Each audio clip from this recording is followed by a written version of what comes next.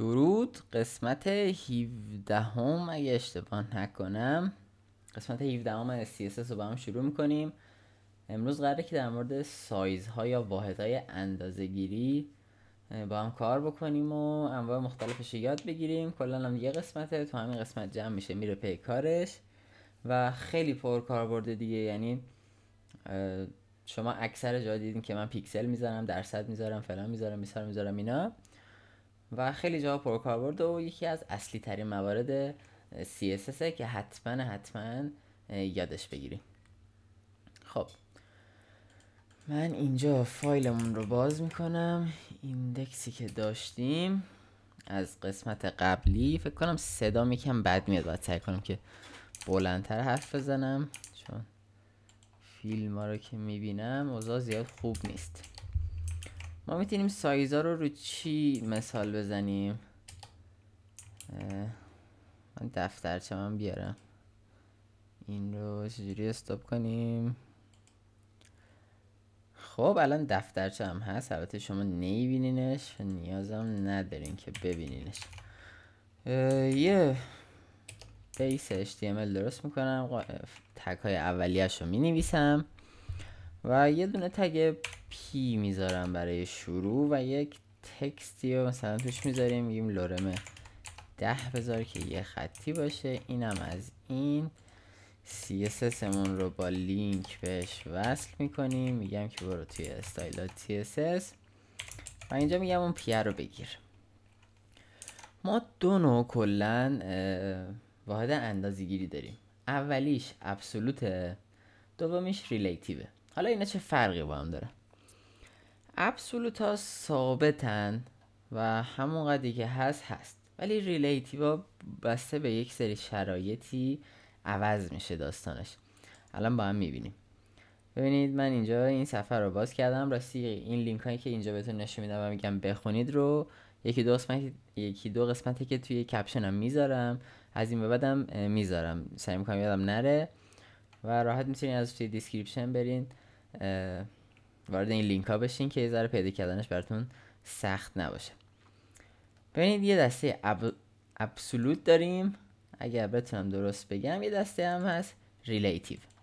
حالا یه توضیح خلاصه هم فکر کنم اینجا گفته که برامون بد نباشه که ببینیمش. اگر این ترنسلیت با همون لج نکنه، میبینید اینا ثابته میگه و همون قدری که گفتیم همون قدر میمونه و هیچ فرقی براش نداره که چه اتفاقی داره میفته، همون قدری که ما گفتیم هست. ولی این ریلیتیو ها یه ذره چیزترن دیگه، واکنشگراترن.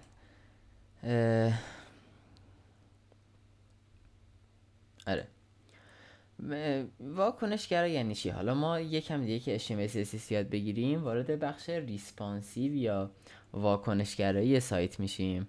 برای مثلا الان شما این سایت دبل تیر اسکول رو ببینید، توی کامپیوتر اینجوری منو اینجا هست، این وسط اینجوریه، اینجا یه هدر داریم، دوتا داریم، این بغل تبلیغ داریم و اینا و همه جا شد و من دارم میبینم. ولی خب تو گوشی که این همه چیز جا نمیشه، گوشی ما خیلی باریکه. حالا گوشی همین عمودی هم که بگیریم این همه محتوا توش جا نمیشه. برای مثال میتونیم بیایم توی اینسپکت این دکمه رو بزنیم و بگیم که به من نشون بده که این سایت دبل تیر اسکول که الان توشم، مثلا توی گوشی آیفون SE که دیگه خیلی کوچیکه، 320 پیکسل 375 چجوریه. ببین اون منو حذف شد، دکمه ای شد، یعنی دکمه بزنم منو ظاهر میشه، تبلیغ از بین رفت، احتمالاً چپوندتش توی یه جا دیگه که اینا هاشش و میبینید که عوض شد.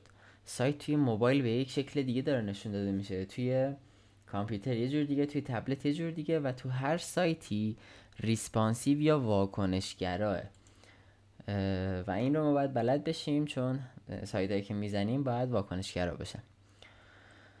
خب اول میریم سراغ این ابسولوت ها ایناست تعدادشون، ولی خب ما هم از ابسولوت هم از ریلیتیو همه رو نمیگیم، اونا که بیشتر حالا استفاده میشه. بذارید من یه کار دیگه هم بکنم، به جای اینکه اینجا پی بذارم یه تگ دیو یا دایو میذاریم و من میام اون رو انتخاب میکنم، یه بکگراندی بهش میدم، میگم رد با این کدها کاری نشه باشین، اصلا هم نترسین، تو قسمت های بعدی یادش میگیریم. یه هایت ثابت بهش میدم، یه ارتفاع ثابت بهش میدم. میخوایم رو عرض مثال هامون رو بزنیم و میام اینجا بهش عرض میدم. چی داریم مینویسیم؟ بعد بنویسیم وید عرضش.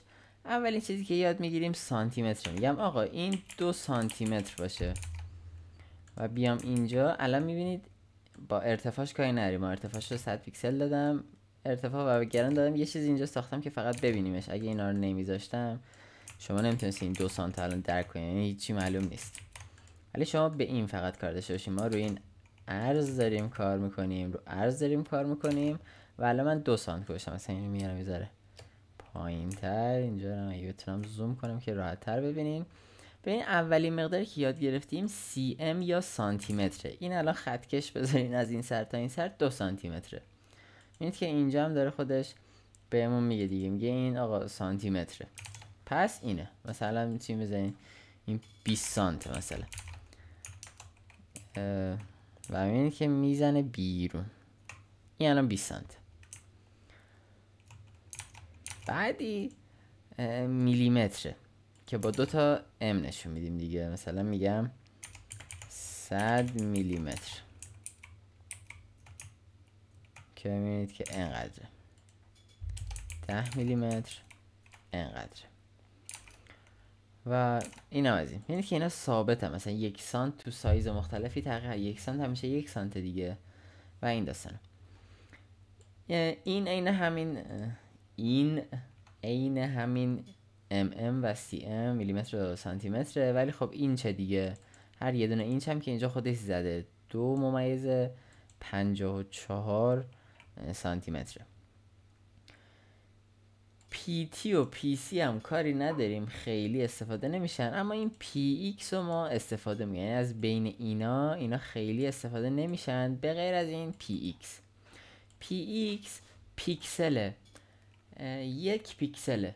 مثلا من اینجا بزنم 1 PX، 1 پیکسل برای من عرض میگیره. میبینین 1 پیکسله و این پیکسل تو هر دستگاهی اندازه اون پیکسلش عوض میشه. این خیلی هم ابسولوت نیست ولی پیکسل دیگه.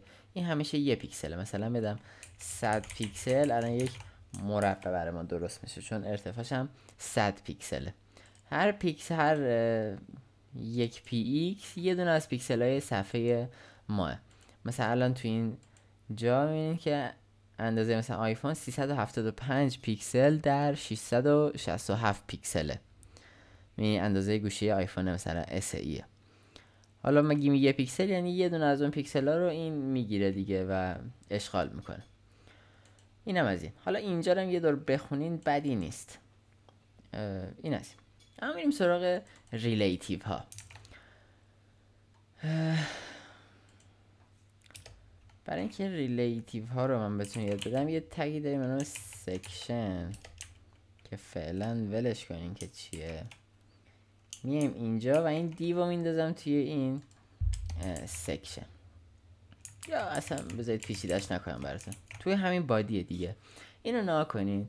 ببین بین تگ بادی ما، یعنی اینجا باز شده اینجا بسته شده، اینجا دیو هستش. این یعنی این که این بادی پرنت این دیوه، پدر این دیوه. اگر من توی این دیو یه پی داشتم، این پی بچه دیو حساب میشه، چایلد دیو حساب میشه و این دیو پرنت این پی است. یعنی هر کی که تو هر کی باشه این داستان بینشون پیش میاد. الان پرنت دیو ما بادیه، پرنت بادی HTML هم که خودش پرنت نداره دیگه، اوله. خلاصه من میام به این دیوم که پرنتش اون بادیه میگم که عرض تو 1 EM و میام اینجا توی خروجی میبینید که یه همچین چیزیه. این میاد به سایز پدرش نگاه میکنه. یعنی این که من بیام اینجا و حس میکنم که اینو رو متن بهتون توضیح بدم بهتره. بذارید یه پی درست کنم، مثلا میگم که لورم 10 داریم و میاد برای ما درستش میکنه، یک فرمت میکنیم، اینم میزنیم بره. عالی شد. ببینید میام اینجا اینا رو همه رو پاک میکنم، یه پیو سلکت میکنم، میگم که فونت سایز شما 1 EM و الان میبینید که فونت ما انقدیه. حالا زوم کردم و ببینید سایز اصلیش انقدر بود. همین سایز رو نگاه کنید، 1 EM. EM یعنی اینکه 1 برابر سایز پدر. اگر این فونت سایزش مثلا بزنم 32 پیکسل، ببینید که این پیه بزرگ شد. من میتونم اینجا بزنم 2 EM. 2 EM میاد 2 برابرش. 2 EM یعنی 64 پیکسل، یعنی این EM میاد از سایز پدرش برمی‌داره. اگه 1 EM باشه یعنی هر چی که این بود، مثلا این 32، 1 EM هم میشه 32. 1.5 EM یعنی که 32 تقسیم بر 2. حالا کی میخواد بیاد اینو تقسیم کنه، میشه 16. 16 و علاوه 32 میکنیم میشه 48 پیکسل. اگر درست گفته باشم امیدوارم. 1.5 EM اینجا الان یعنی 48 پیکسل. اینجا که من 10 پیکسل بهش بدم 1.5 EM میشه 15 پیکسل. یک که خودش 10، نیمم 5 میشه و میشه 15 پیکسل. میبینین شد 15. اگه اینجا بزنم 100 این EM عوض میشه دیگه به نسبت باباش. میبینین خیلی گنده شد، 1.5 برابر این باباش شد.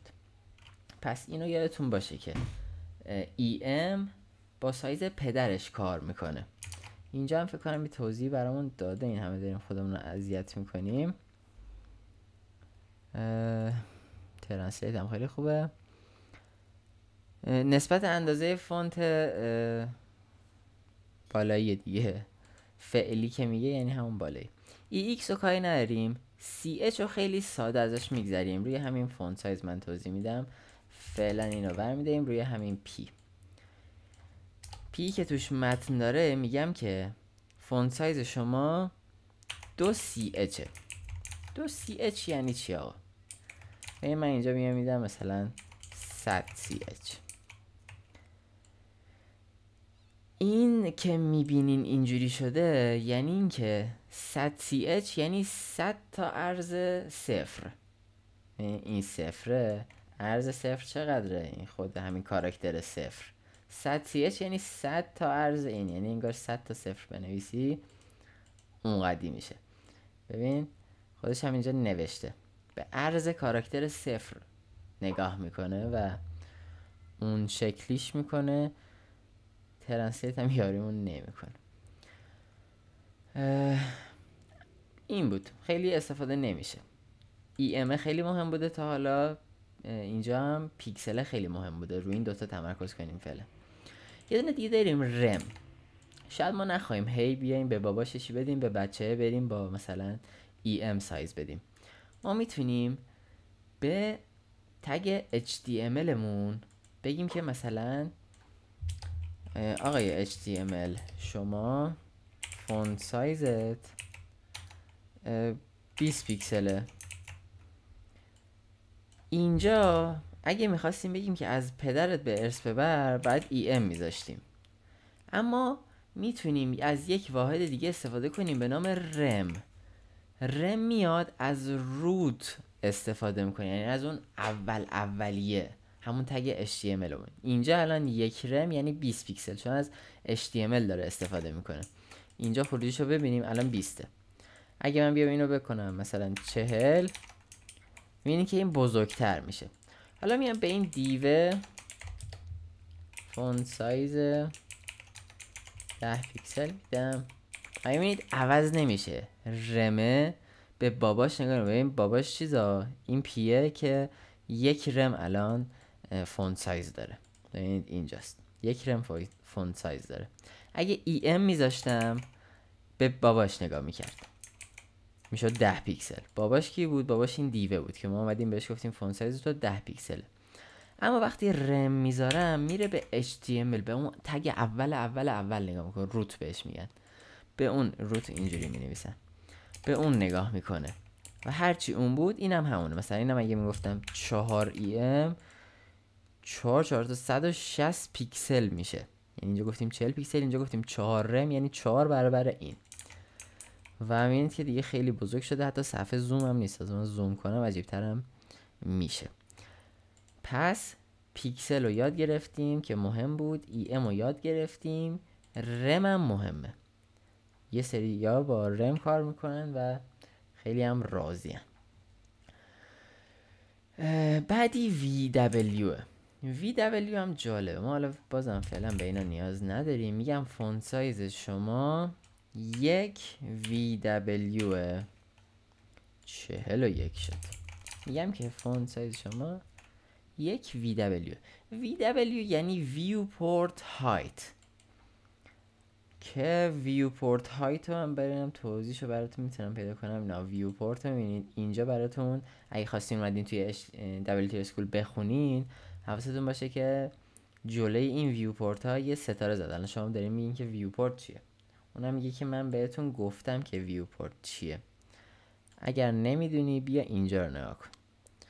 میزنیم که اوپن این گوگل ترنسلیت که این دایرکشنش به هم نریزه و میگه نکته، واحدهای EM و RM در ایجاد طرحبندی کاملا مقیاس پذیر عملی هستند. یعنی بهتون گفتم موبایل مثلا سایت کوچیک میشه باید واکنشگرا باشه، عوض بشه، تو تبلت یه جور باشه، توی کامپیوتر یه جور باشه. میگه که EM و RM برای این کار خیلی خفنن. ولی ویوپورت چیه؟ ویوپورت اندازه پنجره مرورگره، یعنی از اینجا که الان موس من هست تا اینجا. اگر 50 سانت باشه از اینجا تا اینجا به نسبت صفحه شما ها یا هر کاربری که باز کرده، مثلا شاید یکی گوشی داشته باشه مثلا 7 سانت ارزش باشه. اگر 50 سانتی متر باشه، یک VW 1 سانتی متره. VW ویوپورت ویده، VH ویوپورت هایت. و این مقیاس رو میتونید به اون استفاده کنید دیگه. ببینید الان من گفتم که تو یک VW و ببینید که این الان یک VW. من بیام اینو کوچیک‌ترش کنم، ببین هرچی بزرگتر میکنم متنه هم داره بزرگ میشه. حالا برای اینکه بهتر بفهمیم میگم مثلا تو 4 VW، تو 4 VW. ببین الان من اینو کوچیک میکنم، ببین اندازه متنه داره کوچیکتر میشه. همین شکلی که تو اینجا هست، ببین اینجا اینقدر فاصله داره، اینجا همین جوریه، اینم داره باش کوچیک میشه. همون جوری داره نشون داده میشه. ببین تو موبایل هم همون جوری داره نشون داده میشه، توی کامپیوتر هم همون جوریه. شاید فرقش رو زیاد متوجه نشین، الان بهتون بهتر میگم. ببین اگه من پیکسل میذاشتم میگفتم 16 پیکسل و این VW رو کامنت میکردم که اجرا نشه، به این 16 پیکسل توی کامپیوتر اینجوریه، توی گوشی به اینجوری عوض نمیشه. اندازه کلمه رو شما دقت کن، اندازه کلمه همین قده، اینجا هم همین قده، اینجا هم همین قده، عوض نمیشه. ولی این به نسبت عرض صفحه داره عوض میشه. ویوپورت وید، ببینید اینجا کلمه اینقدر، اینجا کلمه خیلی کوچیک‌تر شده، اندازه شده و این از این. پس این شد VW. این توضیحا رو هم بیاین بخونین ها. هر یک VW 1% ویدتونه دیگه، 1% اندازه ویدتونه. اینجا هم حتی گفته، شاید الان میگی چقدر داری تکرار میکنی، ولی خب باید یاد بگیرین. VH همین VW که برای هایت داشتیم بود، ولی به نسبت هایت، به اندازه هایت حساب میکنه دیگه. مثلا من اینو میدم 4 VH Viewport Height و الان انقدره. من ارتفاع رو که کم کنم به این کلمه هام داره کوچیک میشه. کلمه الان خیلی کوچیک شده، الان خیلی بزرگه. ببین من ارز رو تغییر میدم، کلمه ببین سایزش داره تغییر نمیکنه. دقت کن کلمه سایزش یکیه، ولی ارتفاع رو که تغییر میدم کلمه هم سایزش عوض میشه. پس این با هایت کار میکنه، اون با ویت کار میکرد، این با طول کار میکنه، اون با عرض کار میکنه. این از این. بعدی ویمینه. ویمین باحاله. ویمین چی میگه؟ من میگم شما 4 ویمین هستین. اگر بتونیم بنویسیم میاد کوچیکترین رو حساب میکنه. مین ویوپورت مین یعنی کوچیکترین ویوپورت. ما یه ویوپورت هایت داشتیم، برعکس گفتم یه ویوپورت هایت داشتیم، خیلی کلمات سختی هم باور کنید. یه دونه ویوپورت وید داشتیم. خب این میاد میبینه که الان هایت کوچیکتره یا وید کوچیکتره، اون کوچیکه رو برمیداره، هر کی که اندازش کوچیکتر باشه. یعنی الان ببینید من گفتم 4 وی میل. توی کامپیوتر عرض بزرگتره دیگه، پس ارتفاع کمتره. الان من ارتفاع رو تغییر بدم کلمه داره عوض میشه، چون ارتفاع ما از عرضمون کوچیکتره. ولی توی سایزهای موبایل برعکس دیگه. اینجا ببین من ارتفاع رو تغییر میدم کلمه داره عوض نمیشه. حالا اینجا که خیلی کوچیک شده لسه شد، ولی ببین الان من دارم ارتفاع رو تغییر میدم عوض نمیشه، چون اینجا عرضمون کوچیک‌تره. پس این به نسبت عرض داره کار میکنه. اینجا اگه من عرض رو تکون بدم کلمه هم این داره بزرگ کوچیک میشه. پس میبینی که الان طول کوچیک‌تره یا عرض، و خودش مینو چی یعنی وی دبلیو یا وی اچ رو انتخاب میکنه. وی مکس هم برعکسشه دیگه، میبینه کی الان بزرگتره و از اون استفاده میکنه. الان ارتفاع ما بزرگتره، پس از این داره استفاده کنه. میبینید؟ ولی اینجا من هایت رو تغییر میدم کلمه، ببین این فکر نکنین کلمه داره عوض میشه، این اندازه‌شون داره میفته خط بد. اندازه کلمه ببین یکیه، ولی تو این حالت اندازه کلمه داره عوض میشه. یه بار دیگه بخوام خلاصه بگم، ام مهمه، ر مهمه، وی دبلیو، وی اچ، وی مین، وی مکس و پیکسل. تا اینجا اینا خیلی مهم بودن. و آخری درصده. درصدم خیلی پر کاربرد و پر استفاده است که به نظرم درصد رو میتونیم روی دیو با اون رنگ و اون بک‌گراند اینا بهتر توضیح بدیم. چرا من اینو بستم؟ بازش کنم، بیام اینجا، میگم ویدم توش آقا خالیه. این که الان وید و هایت و بک‌گراند رو نمیدونین نگران نباشین، تو قسمت های بعدی یادش میگیریم. فعلا الان به اینا توجه نکنیم. میگم وید تو آقا فعلا هیچی، بک‌گراندت همین رده باشه و هایتت 100 پیکسل باشه. ما با این وید کار داریم. میگم که تو 50% و الان ببینید 50% اومد پر کرد. 50% از کجا میاره؟ از باباش. الان این دیو باباش بادیه، بادی خودش 100% رو داره دیگه، این سفیده کلا بادی ماست. پس 50% که به دیو دادیم که باباش بادیه، میاد 50% بادی رو میگیره. یعنی اگه من اینجا یک اسپن داشتم، خب می اومدم اینجا میگفتم آقای اسپن شما بک‌گراندت مثلا یلوه، هایتت 20 پیکسله و عرضت، ما الان با عرض داریم مثلا مثال میزنیم 20%. اینجا این میاد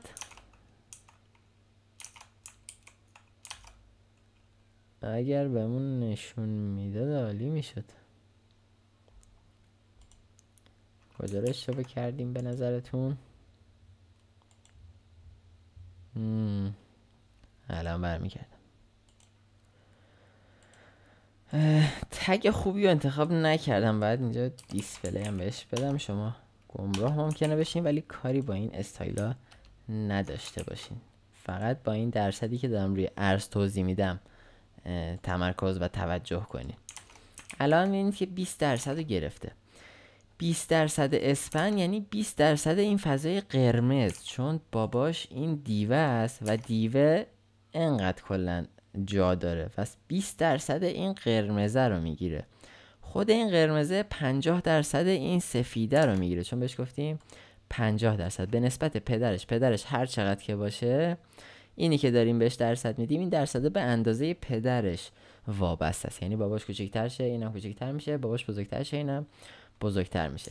این درصد هم خیلی مهم بود. حالا تو قسمت‌های بعدی تو جای مختلف این اندازه ها رو انقدر استفاده میکنم و شما میبینین تو تمرینات خودتون هم استفاده میکنین که کامل جا میفته واسهتون. ولی حتما این صفحه رو دوباره بخونین و خیلی چیز عجیب غریب و پیچیده هم نداره دیگه. تا قسمت بعدی پر تمرین باشین.